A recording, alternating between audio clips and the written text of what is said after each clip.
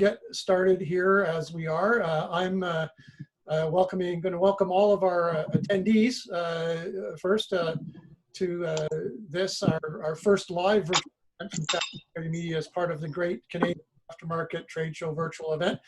This ASP panel, we're going to be talking about customer procedures and other topics as they come up. I just wanted to do a bit of housekeeping for our attendees. You have a number of ways that you can participate. You can obviously just listen and watch. You can just listen if you care to. If you want to pose questions, you can send them through chat, which is at the bottom of our of the screen. You can send Q&A through the Q&A, in which case you can look at that, see what questions other people's might have posed, and promote them if it's the same question you wanted to ask, and that'll come to the top of the list. I'll try to monitor that as we go along. And if somebody has an experience they want to share, it doesn't really suit as part of the chat, or they're not comfortable with typing so much, you can put your hand up. When you put your hand up, I'll see notification of that, and then when I click on the little raised hand, you'll be unmuted, and you can speak to the entire panel and conference. So just wanted to also be sure to thank all of our exhibitors too. Their booths, their virtual booths can be accessed by the logos, on the appropriate page on Indie Garage as well as Jobber Nation. They've made this possible to have this event and the others.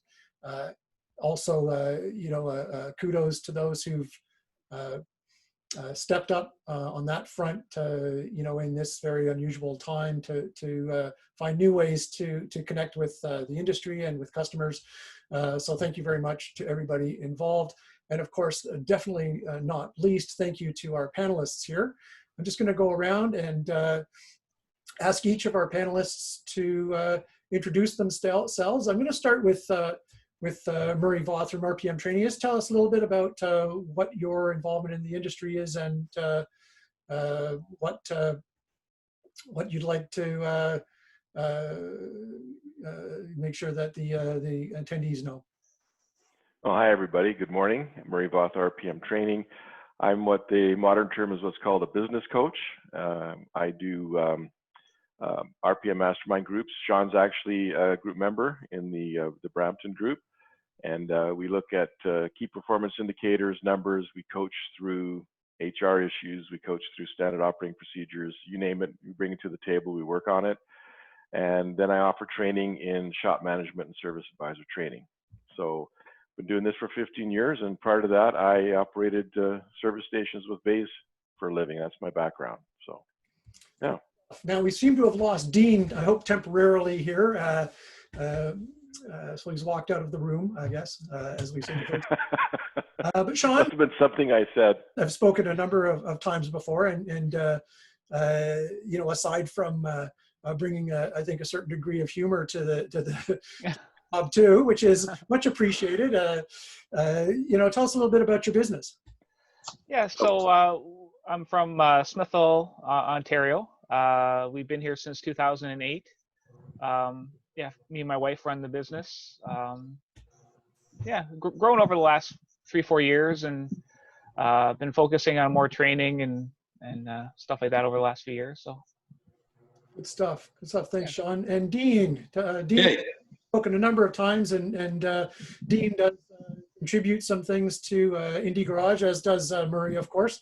But Dean, tell us a little bit about your business, where you're at, and so forth. Well, for our business, we've been in business since 2009, and we have been just my wife and I too, and we've been constantly staying up with the training, even at the beginning, and we're growing pretty fast. We're just looking for more people to join the team. Good stuff. Good stuff. That's great to hear. Now, I thought I'd just start with Murray. Murray also, you know, as he had mentioned, has his, you know, business groups and tends to, you know, bend their ear to get a large perspective on, you know, what's going on, you know, across a number of businesses. And then we'll talk to Sean and Dean about their specific experiences with customer service protocols and whatnot.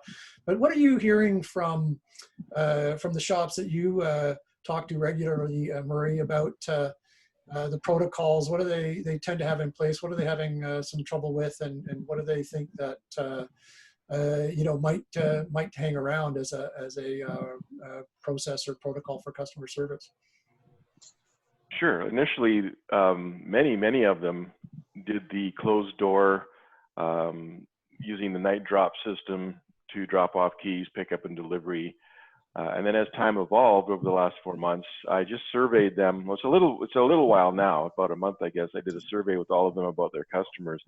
And it seems like about 70% of them are reporting that their customers still prefer the to physically drop off their car and physically pick it up. And then the rest are a combination of, you know, pickup and delivery and the night drop type system with these key boxes that you can buy now with combination locks on them so that people can pick up their car at any time. I found it interesting that initially when this all happened, a lot of the customers were saying, "Oh, this is sweet. I don't have, you know, I can drop off my car anytime I want, you know, using a night drop system, or I could pick up my car anytime I want. This is really convenient. Why did I have to always be there?" And it seems like they drifted back to wanting to drop their cars off. And I feel it, my hunch is that's just a human need to interact, because automotive is an essential service. It's a small setting, usually, you know, 1 or 2 advisors, maybe 3 at the largest. You know, and they feel like it's a place that they can go and just do a quick hi and stuff like that. But still, most of the clients have those that have opened up their doors, which is the majority. I think there's 2 left now of who I work with out of 60 who've still got their door closed and have to pick up and delivery. It seems to be working. The majority seem to have got the plexiglass up, really doing a lot of electronic payment, you know, training their customers how to use e-transfer, which is kind of, you know, amazing how few people actually knew how to use that. And a lot of it has to do with the area that they're in, the culture of the shop, the culture of the folks. There is one area of Ontario, I forget what the county is called, but it's outside of Waterloo, and it has mandated masks. So anybody coming into the shop has to wear a mask. Everybody in the shop wears a mask, with the exception of the technicians are allowed to work in the bays without masks, apparently, from what I've been told by that county. So there's been a mixture of things of how teams have worked together, owners and advisors and technicians.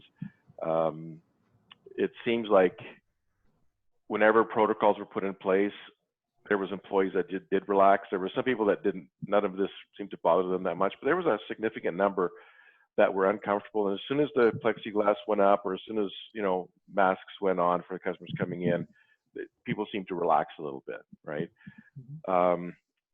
I think moving forward, there's a few people I've been talking to who said, you know, I literally could run a black box shop. I could have a warehouse somewhere and just do pickup and delivery, you know, because customers are really appreciating that. But that doesn't seem to be the majority. I thought it would really switch to that, but it doesn't seem to be the majority. But there is a segment of the driving public is loving that pickup and delivery feature. Now the big thing is figuring out, how do we charge for it when we've been doing it for free? So maybe I'll close on that note. Fair enough. I have some things I want to share later on that. But Dean, quickly, I mean, talk to us about kind of your experience and the protocols you're doing now.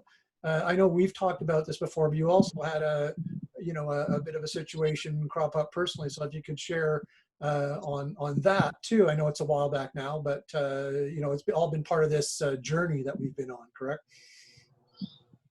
Hello, Dean. Yep. Okay. So I'm pretty sure, sorry about that. What we did is just making our own hand sanitizer, as you know, or disinfectant, not making the disinfectant, but purchasing a concentrated disinfectant and then using their protocols of how much to mix. and pretty much the same thing. It's really hard to try to keep people out of the office, out of the area, because some people are very understanding and some people are ignorant to it, and they don't fully understand the severity of the situation. So it's sometimes you're feeling really bad that you're saying you got to back up, or you have to go behind the line. Like, we have a rope set up in the front. In the back shop right now because there's people coming in and out constantly right now. So that's why I'm here to show you. But some people just will walk around things and get right up to the desk. And you know how some people like to get there and look at the screen and look at parts and prices and everything you're doing.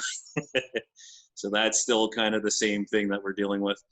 But that's a very small majority of people. It's only 1 or 2 sticks in the mud. The rest of the people are really complacent with it.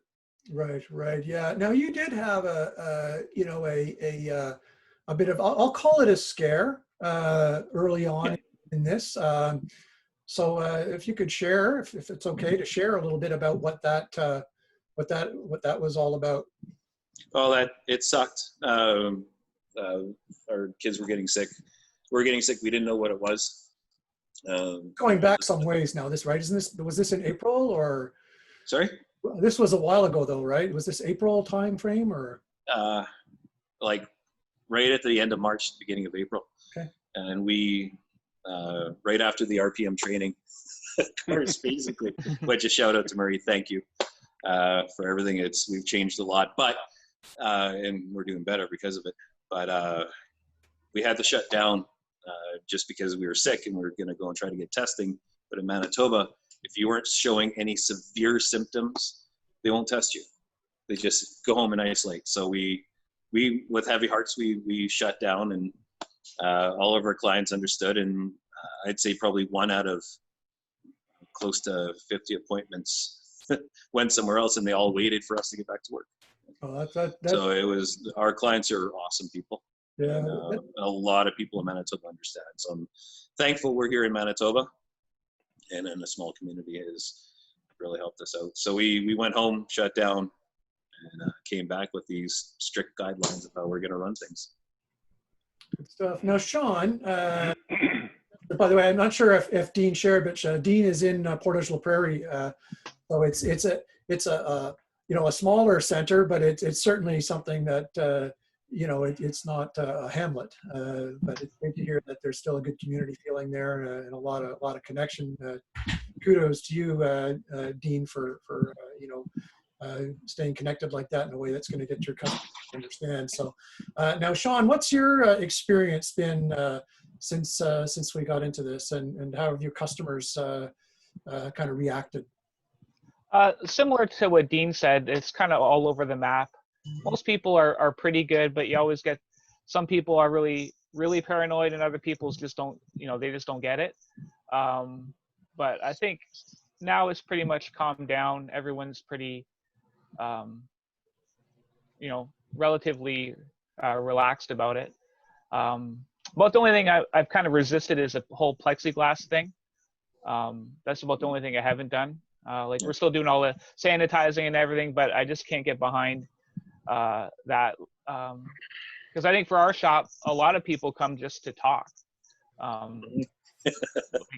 Just before this meeting, there's a lady, and they're talking about home renovations and health problems, and I think that's why a lot of people come to us. So, but we're still doing the sanitizing the cars and all that stuff, Now, let me see if I can't do a little bit of a screen share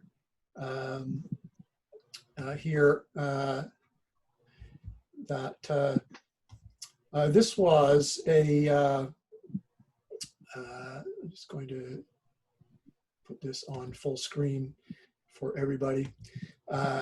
This is results of an Automotive Industry Association of Canada, one of their COVID-19 business surveys of the top concerns, main concerns of aftermarket business. This is not the sector breakouts, but one of the notable things here is obviously, people are really concerned about their staff and making sure everybody's safe. but in and around number 5 is the cost of increased safety and sanitizing practices, which are not inconsiderable. I know that Dean had done some things, but it wasn't just about wasn't really just about stove.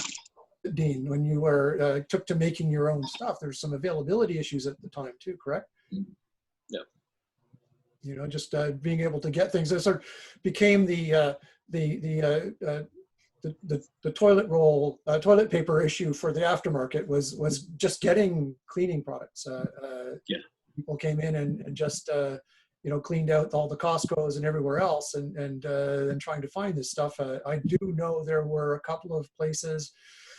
I think they were in Toronto who were purportedly, they said that it was a mistake in pricing, but so the pricing on some of these just canisters of wipes had been, they were asking sort of $20 and $30 for them, which now my memory serves, they said it was a pricing error and it was a mistake, but it still hit social media, and they certainly got roundly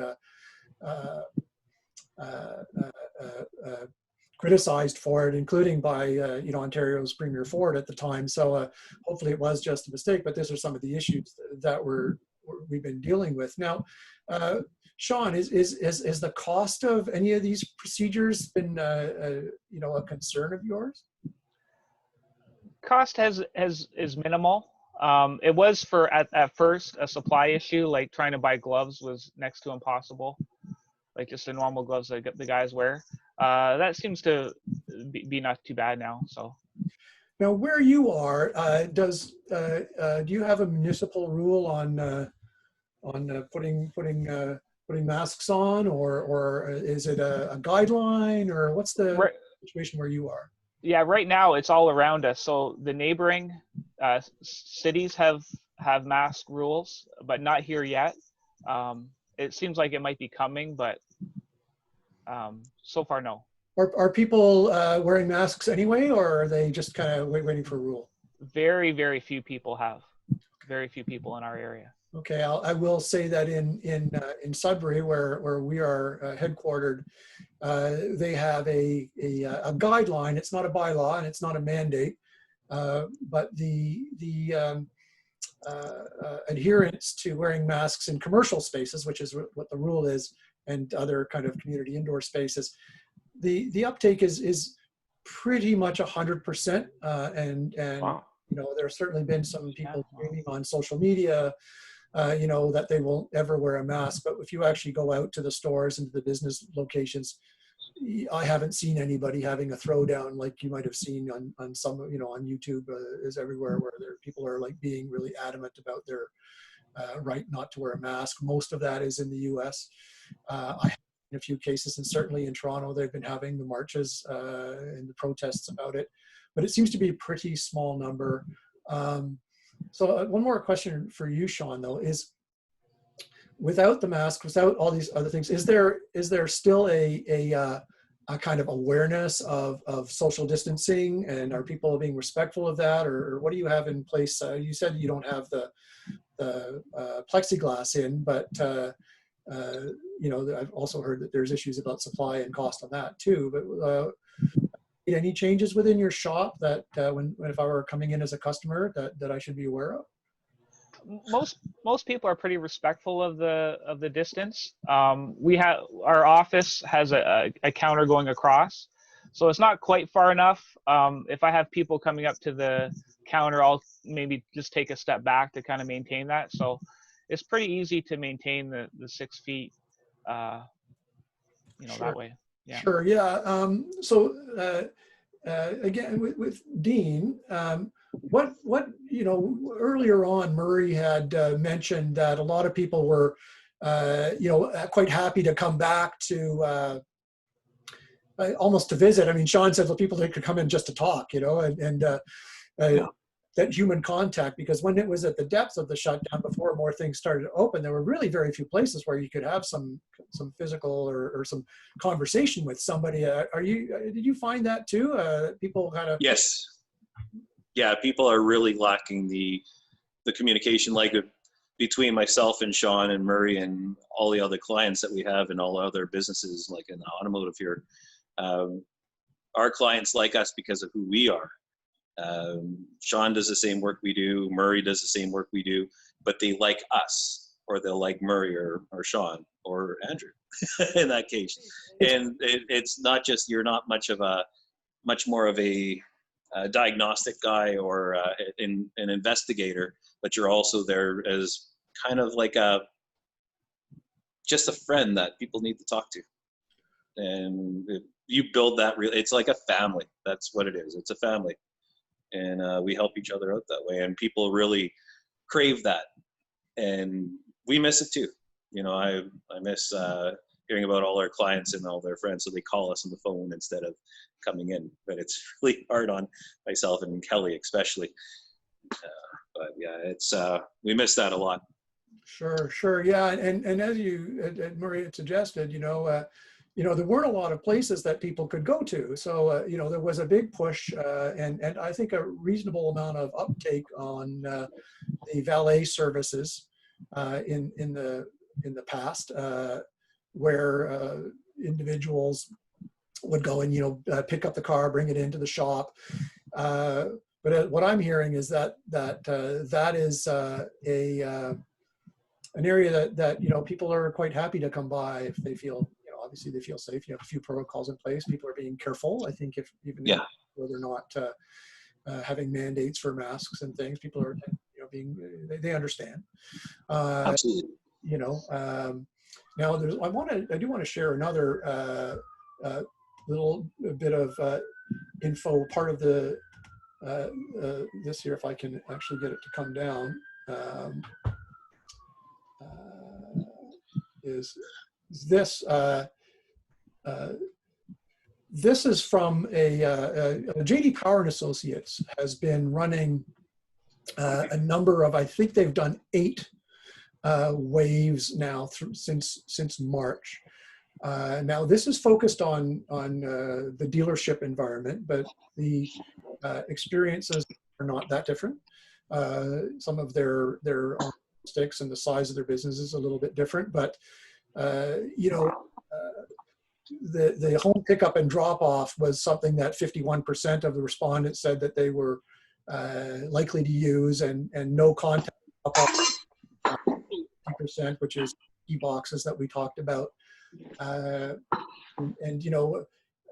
an interesting 18% of doing the repairs at home. So that's an area that I think is anybody in this business knows is rife with problem. If you get halfway done a repair and it's not the repair you thought, now what? That's a specialty, and I know that things like changing over tires maybe is something that can be done. But if you change over the tires and then suddenly you find out there's a real big brake issue, well, here we go, right? It's kind of what I'm getting at now. They also asked, if I can get it come up, what people might pay for a at-home vehicle pickup and drop-off for service. I do know a number of aftermarket businesses have promoted this quite strongly, and to the point where even their kind of affiliations have provided them with materials and procedures and processes to help them get the messaging out. Now, the interestingly enough on this is that it's still only 1 in 5 willing to pay, according to the survey respondents on this. But that's still a lot. $30 was the amount that they seemed to land on for that amount, and $50 was kind of 10 to 12%, and more than that was sort of 1, 2, 3% people thought that they would be willing to spend that much. But it's still at 1 in 5, still a significant increase over what folks before we entered this business would have kind of accepted. People, as you say, even now it sounds like it's coming back where folks want to come. They want to come. They want to drop their car off. They want to say hello to Sean or Dean or nobody wants to hello to me, but So what's your comment? You know, from if you were to look and just consider your customer base, Sean, is this, you know, have you been running any valet service for folks, or do you think that they might be willing to pay? Because there is definitely a cost, at least in time, on that, correct? Yeah, we used to do actually a lot more of that. Prior to '08, I was about 10 minutes away. So when I moved here, I mean, I really focused on picking up, I was trying to keep all the customers that I had. So I did it for free for quite a long time. As I've been here for a while, it's kind of dwindled. So I think I'd have a hard time charging it. Right. But I could see some opportunities, you know, there's a certain amount of people would probably do, you know. Sure. Well, as the survey suggests, 1 in 5. Now, I don't, you know, I mean, obviously, you know, if you're going to institute a policy where it was a $30 premium for valet service, you know, you're not just going to charge 1 in 5 people who want, you know, but still, that's interesting. You know, it is a, you know, an interesting, you know, discussion on that. I'm going to just see if. I'm going to launch a poll here, and if folks who are attending could look at key concerns regarding customer service practices, and I've got a couple of polls there, and the other is what do you think customers would be willing to accept as a charge for cleaning and disinfecting? It looks like folks are, you know, saying, you know, kind of $0 to $20, like a small sum, you know, a surcharge. I mean, we have some experience already in this industry with charges for disposal of products, environmental charges, consumable charges, and you know, obviously up to every individual business what they are looking to charge. But I thought it would be fun to just ask what folks might think out there. So and we'll cut it off very quickly here. But it looks like you know, customers not accepting a surcharge or $0 to $20 is kind of the where things are landing on our poll for that, and that the real priority of concerns regarding customer service practices are ensuring that customers and staff are kept safe, not the cost, not the availability. I mean, the real important issue here is to ensure that that everybody's kept safe. Is that something that you know, when you're looking at this, that I know I've cut this off fairly quickly for everybody, just so we can keep moving on here. But is you know, when you were in the early stages of this, Sean, were you surprised at what you were having to go through to obtain and to whether for expenditures or just logistics to get the products and procedures in hand to make sure that customers and staff were kept safe? I think the biggest thing was just making sure customers knew we were trying to keep them safe. It's more of a perception. You know, just making sure customers knew that we were disinfecting what we touched and that kind of thing. Right. Was really the most important thing. Right. How about you, Dean? The same for you? Same for us. Yeah, people understand that there's extra costs and stuff like that, and they appreciate everything, and they say, yeah, it's you know, it's not very much, but at the same time they appreciate it, and 99.9% of the people are fine with it. Sure. Okay, I'm going to just segue a little, because you know, everybody seems to be on the same page regarding where things are at. But from a business standpoint, Sean, how are things progressing? And this is not something that we had necessarily had, you know, as the key topic, but obviously, you know, in Ontario, most areas in Ontario have just entered stage 3.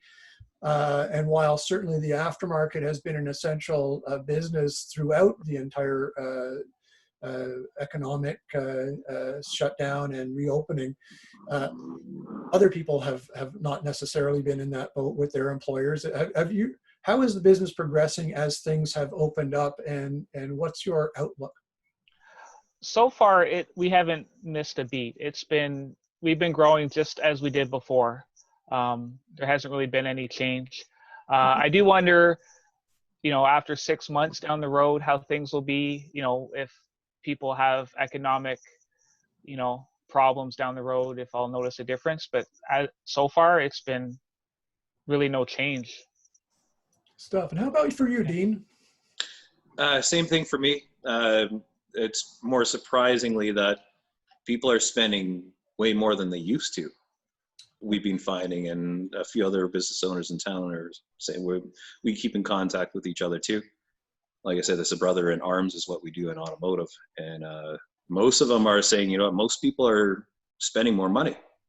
I guess they're not traveling and they're not going anywhere. So they're, a bill, they normally say, well, okay, well, what's the most important to the least important? They're just do it all. And it's surprising that's the direction it's going in. Are you seeing evidence of types of service that are, more in keeping with vehicles that have been let to sit for a little while? Or, I know that people have been talking to people, and there's, kind of been an uptick in just cars needing a boost and needing, kind of battery service and recharging because people weren't driving far enough, even if they were driving a little bit to kind of keep everything going.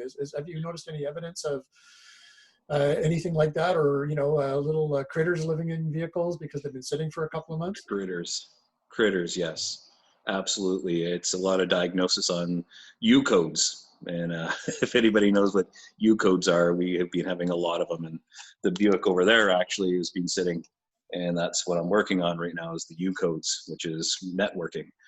And there's a lot of evidence, even just up top underneath the hood, of mouse chewing through the heater circuit on the O2 sensor. Right. Oh, you, Sean, in Smithville, have you been overrun by critters, under hood critters? Critters, not so much. We always get a little bit of that, maybe one or two a year, but definitely a small percentage of people that either didn't drive their car or they had two cars and then they only drove one. And now we're seeing the dead batteries and the rusted brakes. Right. I had a fleet that was shut down for 3 months, so they had rusted brakes and stuff like that. So. Right. Yeah. Yeah. One of the. Obviously, a fleet manager will understand this, but individual consumers and drivers may not always think about the fact that their vehicle isn't being driven, still aging, and rusted brakes, if let to sit, it's like, oh, I didn't drive my car at all, but I still need to replace all of your rotors because you didn't drive it for 3 months and in the rain. So that can't be a great conversation to have, though, right, Sean? I found people are pretty understandable. They kind of get it. They never thought about it, but when you explain it to them, they're like, yeah. How about you, Dean? Sorry, not Dean. Murray, are you hearing kind of the same things from your, a networking that you talk to? Yeah, there seems to be 3 or 4 sort of patterns, and they seem to be moving, of course, as we progress through this journey, which I love that expression, Andrew. That's awesome. I think there was those that were working, whether they were frontline workers or were working and needed their car to get to work. They awoke to the fact that I better look after this thing, because if I break down, who knows what's going to happen, right? Is a tow truck driver even going to come? And then it moved towards, I'm not going to take public transit. And so then a lot of second cars, right? I've seen some people, Dean, you nodded, right? So a lot of older cars that were parked now wanting to be caught up. Like, let's get this thing, on the road and safe and everything. But I think another thing has happened, and for 15 years, I've been trying to train shops, and I worked in my shop that way, to teach the consumer the value of maintenance, to teach the consumer the value of keeping a car for a long time versus replacing it. All these things. And I realized that I don't know if I gave human beings as much credit as I should have back in the day, because what I'm noticing, like the shops I work with talk about many of their clients, is the common sense is coming forward. Right. So let me give you an example. Interest rates have been so low for so long. Yeah, I was buying a new car every 4 years. Who cares? I had the money, I had the job. But you know what? That was dumb. I don't need a new car every year. Let's, here, Dean, let's keep this one going, right? Or, I've ignored all that kind of stuff you've told me about before. And so let's get it done now. Another common thing I've heard more recently is people have way more money in their bank accounts because they're not going out to eat. They're not going on flights. They're not going to the store as much. And then they're realizing that, their car is their lifeline to, as much as we're trying to go electric and we're trying to go, less carbon, whatever, we're still a society based on roads and rubber and oil, right? I mean, for the time being. And they're realizing that they need this thing. So, yeah, I think there's so many positive things happening. I think there's a couple of more shoes are going to drop, and maybe you'll get to those in a little while, Andrew. But yeah, right now, these are the common patterns. People are saying yes because they've known, not everybody, but they've known that this is good stuff to do to a car, but they've just avoided it. I'm just buying another car anyways, right? So, yeah. Well, so that's what I'm seeing. Sure. Yeah. And one of the, there's a couple of things, again, just looking a little bit farther down the road, sort of near term and far term trends. There's certainly evidence, and I don't know what your experience in Smithville or Portage la Prairie has been, but there's been an awful lot of delayed maintenance. There was a Deloitte study that came out quite recently, a white paper, and they suggested that 25% of those surveyed drivers, that 25% had delayed maintenance. And when I read that, I thought, in the other 75% don't realize that they have delayed maintenance. As I mentioned, I'm in Sudbury here, and I still hear people driving around with their studded tires because they haven't been able or haven't gone in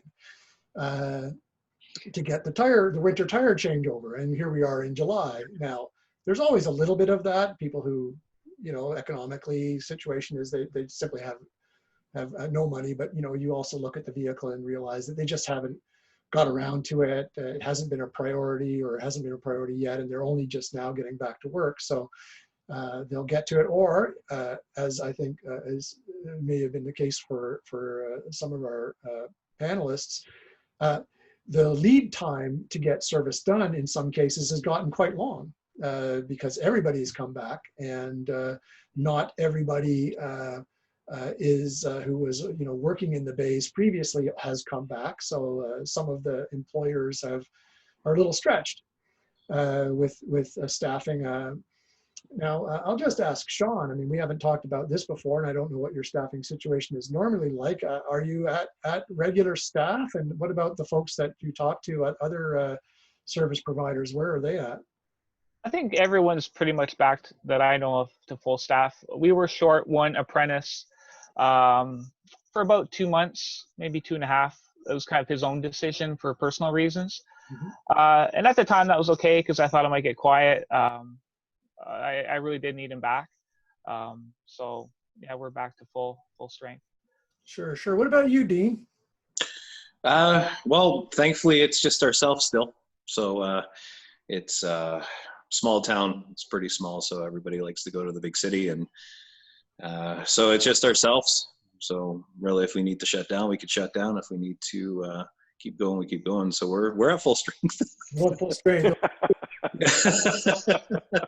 But yeah, there's hoping that changes in the next little bit. But sure.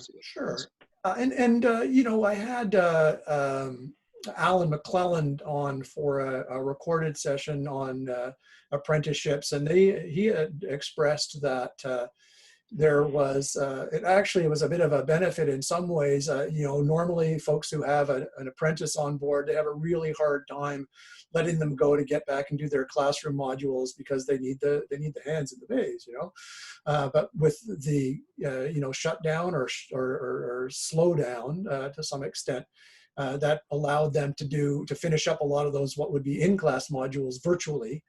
And now he's with Centennial College, and so they were able to transition a lot of that training to virtual. But it sort of had an unintended benefit in allowing those apprentices to finish those in-class modules. Now, what they do about getting back in the bays is another issue. I mean, what are you hearing, Murray, from your shops? Majority are back to full strength. again, like Sean said, there's a couple of individual circumstances where individuals were hesitant because they have a family member that's immunocompromised. There's a couple of places that have not brought back, one person, whether it's a tech or whether it's an apprentice, because the owner has stepped up or advisor has stepped up. Again, a small handful of people, and those owners are bringing their people back because they said, I need a life again. They're done with the 10-hour days. They used to have those when they first opened, and now they want to go back to, having some flexibility. Yeah. So that's another pattern where, their profitability was good throughout the whole thing. Combining some layoffs, subsidies, CERB, the rest of it. And then them working really, really hard. So they want to get back to life and bring everybody back. But and as far as apprentices go, I'm hearing some similar things that you said, Andrew, with schooling going virtual and things like that. And the timing for some shops has been great, where the apprentice has done their schooling and then come back, and actually had money, right? I mean, they usually get covered by EI, but it seemed to work out pretty good for them that way. But it has also exposed a lot of HR weakness in our industry, weakness in our knowledge of HR. There's a few people, and they're doing it legally. There's but letting somebody go, right? That poor performer, that bad apple, that bad attitude. They've decided this is the time. We're going through a tough time, and if you're not going to play nice, I'm going to pay you out, and here's your severance, and move on. But almost everybody, I would say to everybody of who I work with, including myself, were shocked by the number of labor laws that are on the books that we were not aware of, that have crept up over time in our provinces. Now, I don't know much about how that legislation happens and obligations of government to let us know, but apparently we need to read labor legislation every week, because I'm being a little sarcastic, but and there was a lot of panic about putting somebody on EI. Like initially, the first couple of months was really scary. Now it's sort of settled in, and governments have backed away a little bit, and there's a bit of flexibility with the layoff process. So it's really exposed our lack of knowledge in that area. So I would say that would be a huge challenge for the aftermarket that we need to get some help with. And I'm trying to source a few people out there to help my clients. But we need to keep up with all these laws moving forward, and even keep up with whatever changes are made. I mean, somebody that I know outside of this industry in the hotel, I mean, imagine how quiet they are. They had to lay off 600 people. Well, that layoff was fine for 13 weeks in the province that they're in. The government of that province extended it to 16 weeks, so that helped a little bit. But I mean, hotels, there's 40 rooms out of 700. All these people are going to have to be let go. But the labor law of that province states that you have to severance them all out. Right. You know how many millions of dollars that is for that hotel to follow the law to the letter, right? Yeah, I understand those individuals, but the reality of it is almost all of them are working somewhere else already. Mm-hmm. Yeah. Right? So, but for sure. And now, yeah. What kind of aren't aware exactly of what we're talking about. Here in Canada, I know we have a few attendees from the US. This is something which is regulated, labor laws are regulated provincially, and they tend to vary. And, the rules, the number of weeks varies a little bit. Murray mentioned 13. I know some jurisdictions it was 14 or 16 or 12. And some was, there's a little more nuance to it. But laying somebody off, or you hit that threshold, and then it automatically legislatively becomes a severance. So you had to sever them as an employee. Now, most, if not all, jurisdictions did rush some legislation or rewriting through because of this to make accommodation for that. But having said that, I don't have a very clear idea on how many. I mean, we're now, we're worried about. Well, now we're another month. Sorry about that. Dean has returned. Hi, Dean. Yes. Sorry, it's just part of those things. Yeah. Two-man operation. That's how it goes. No, that's the beauty of live paneling, panelists in virtual panels in this day. You got to take care of business sometimes. Just reiterating, it would be interesting to know how many businesses, you say most are back to full staff in this business, but are having to kind of find themselves against the newly extended rules about layoffs. Thankfully, I think it sounds like most of the aftermarket businesses are at least at the service level are back to full staffing. Have any of you heard of cases where businesses have been opening up, but there have been certain staff who have been really reluctant to come back? They're scared about their health or their risks. And that an employer has reached an impasse with them on that front, trying to put the protocols in place, but still kind of having a hard time getting them to come back into the bays. Or I've got two situations where, and just I'm trying to walk a fine line. I think employees need their rights protected, and I think they, as human beings, they need their living and things like that. So I want to make sure that that's heard by everybody, that I'm not against protecting that, but I'm also concerned about small businesses. I understand many of these laws are to prevent large corporations from bad behavior, right? But for a small business and maybe that hotel was a bad example, but for a small business to severance out 3 people could shut that whole thing down for that whole family or whatever, right? So that some of the laws just don't apply to a small business. But I've got 2 situations where and the owners are using the term, the employees playing the COVID card. They're claiming to not want to come back because they can say those words, but they're playing games. They're playing HR games on the flip side, right? They're trying to get some backroom deals, and the one guy actually said, "Well, I'll come back and work for cash so I can still stay on serve." Like this was a technician asking an owner, right? So I don't know anybody who was, and Sean brought that example up of his apprentice. Anybody who had anybody that was afraid or nervous, once all the protocols came in, once a bit more research came out, in my circle, they all seemed to relax a little bit. And in the one case, the one service advisor, she had been exhibiting signs of stress and even some bad attitude, because we all express our stress differently. And as soon as the owner put the plexiglass thing up, she completely relaxed. She didn't, for whatever reason, she didn't feel like she could say those words out loud. Boss, can you bring that in? Because she didn't want to be the wimp. Because that's another challenge, by the way, is at a group of people working together.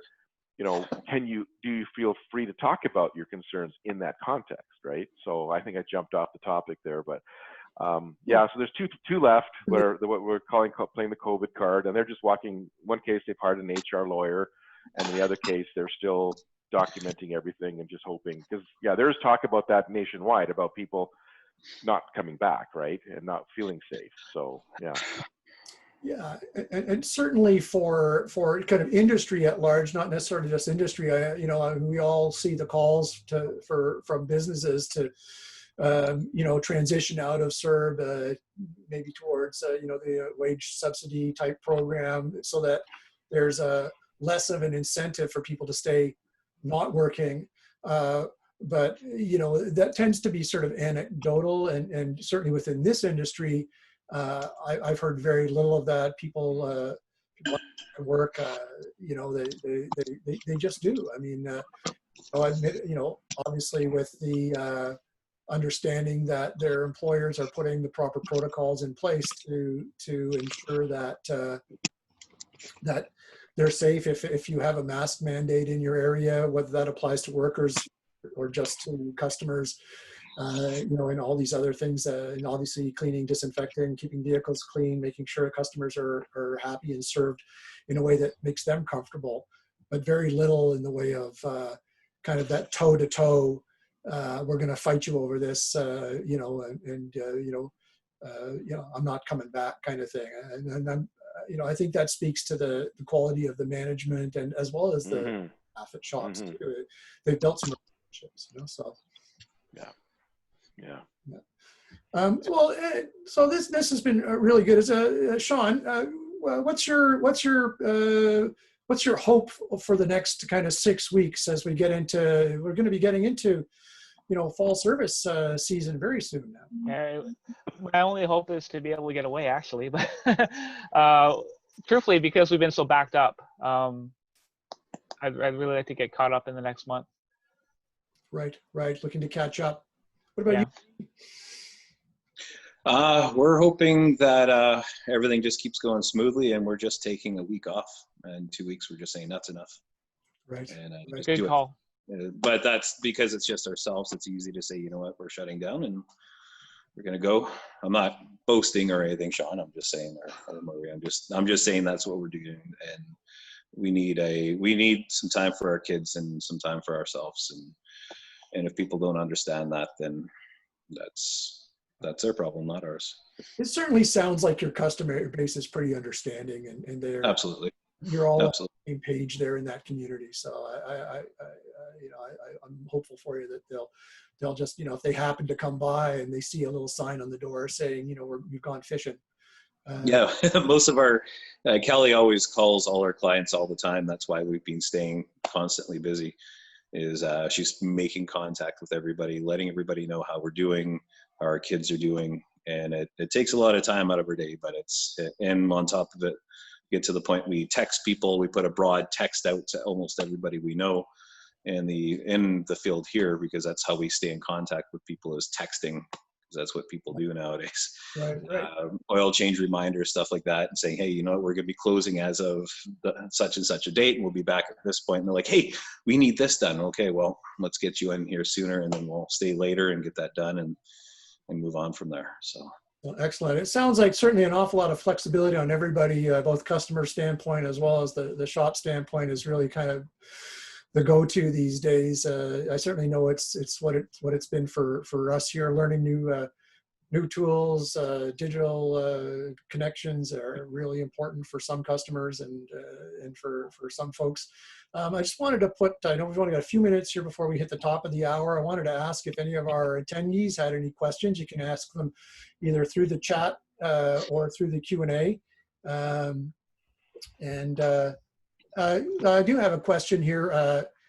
I think, do you foresee an increased interest on the part of consumers for mobile services? Yes.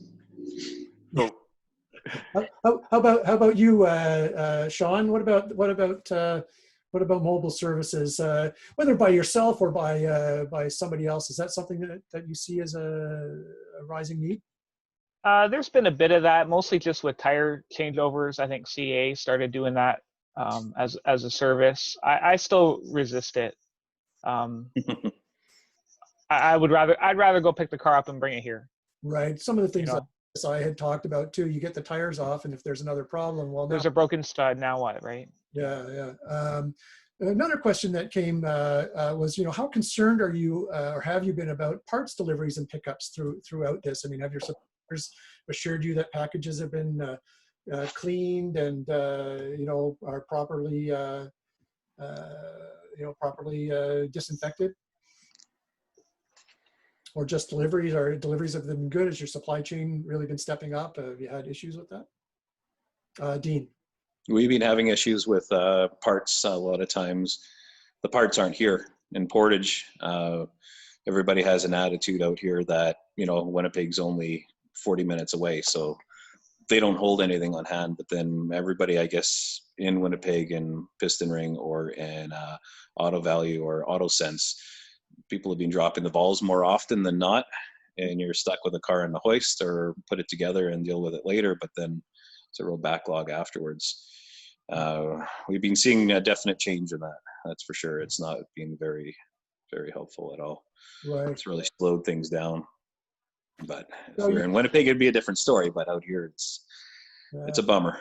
Because Sean, you're in a small center in the midst of other larger centers. Yeah, correct. So the parts deliveries has been okay. There was a bit of a slowdown, little delays because of lack of people for drivers for a while.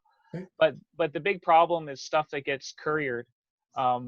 like suppliers that I think Cardinal, they cut down their hours. Deliveries that we used to count on just have been delayed. So that's been the problem for sure. Right. Let's see. You know, are you Sean? Are you using like some automated CRM stuff to keep in touch with your customers, like customer relationship management tools, or are you you know, and if you are, you've been sending out messaging about your procedures and processes to comfort the customers as to what you're doing to keep them safe? Sadly, no. We just haven't gotten that far yet. Yeah, no. And you reach out by phone, and is that your primary method of getting in touch with your customers? Well, a lot is through digital inspections. We'll text people that way, but that's just when they're in. We don't do any blanket type stuff because we just don't have the procedures Sure. in place yet. Sure. Now I do know that I've seen some members of the Canadian aftermarket at the service level, of course, have done a lot of messaging, a lot of digital messaging out about whether it's valet services they're offering, or we've got good procedures, and you'll be safe when keeping customers safe and making sure cars are cleaned. I know some of major done on That's all right. that too. So, and Dean is back. Yes.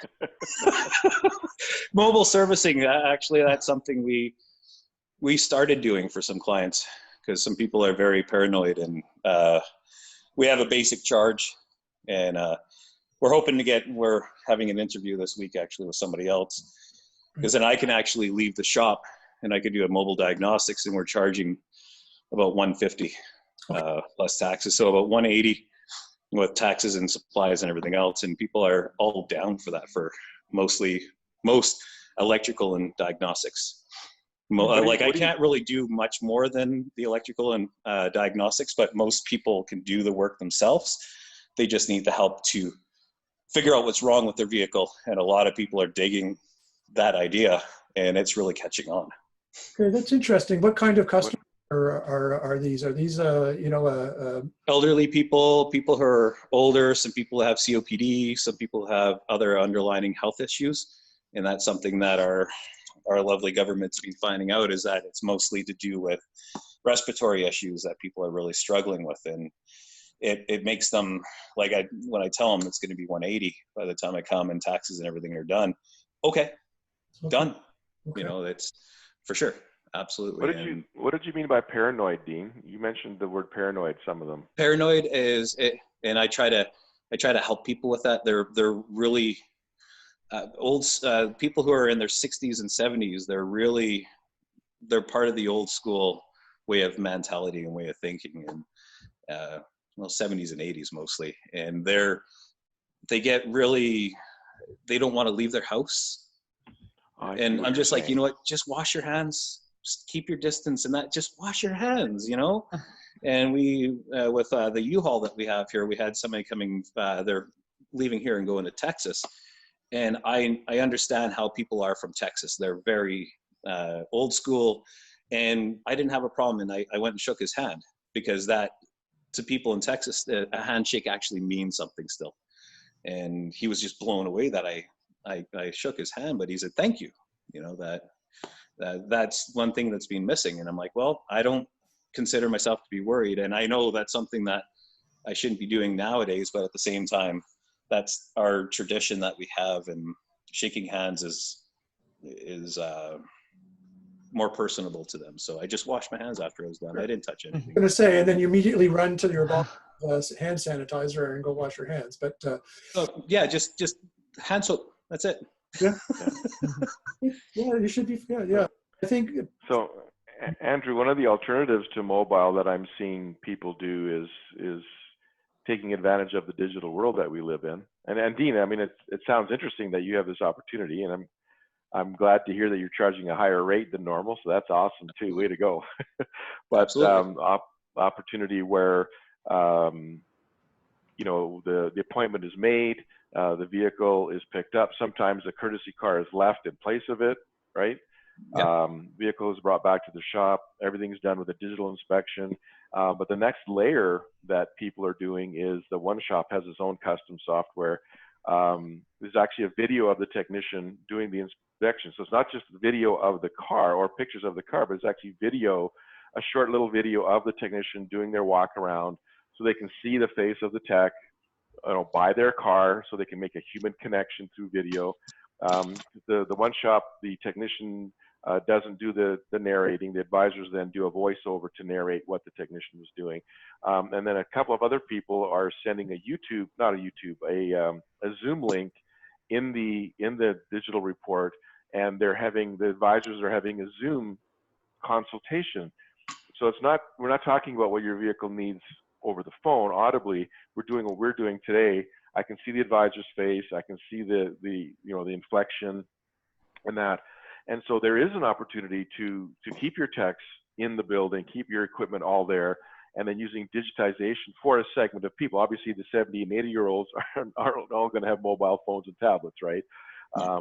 So there is a place for what you're offering, Dean, as well. So I just see that there are people who are just getting so creative with the digital capabilities that we have that you wouldn't have to be mobile in some markets, right? So yeah, Absolutely. Good stuff. Well, this has been really great, gentlemen. I just wanted to thank you all for your time. We're a little bit past the top of the hour right now. I'm not seeing any more questions coming through right now, but I wanted to just remind our attendees and everyone to take a few minutes and go to indiegarage.ca and the post at the Great Canadian Aftermarket Trade Show virtual event, and you'll see that down here you can click on the logos and get to the virtual booths of our exhibitors and see what they have to offer. I want to thank our many forward-thinking exhibitors who have provided good selections of information for everybody to take a look at. Absolutely. And so it's kind of a cool thing that we created here, and so either indiegarage.ca also could be found at jobbernation.ca for those who are on the jobber side of the community. So that's what. Unless there's something else that you gentlemen would like to offer, I think we can probably call it a day on this and wish everybody well and to stay strong. Okay, thank you very much. Thank you see you an hour and a half, Sean. Yep, see you soon, hopefully. so much to everybody, and thank you for all of our attendees for spending the time to join. Take care, everyone. Be safe. Okay, thank you. you. Take Kelly, Dean. Take care, guys. Kelly, Dean. Bye. Sean, Andrew, See ya. and Murray. Okay, bye. Bye.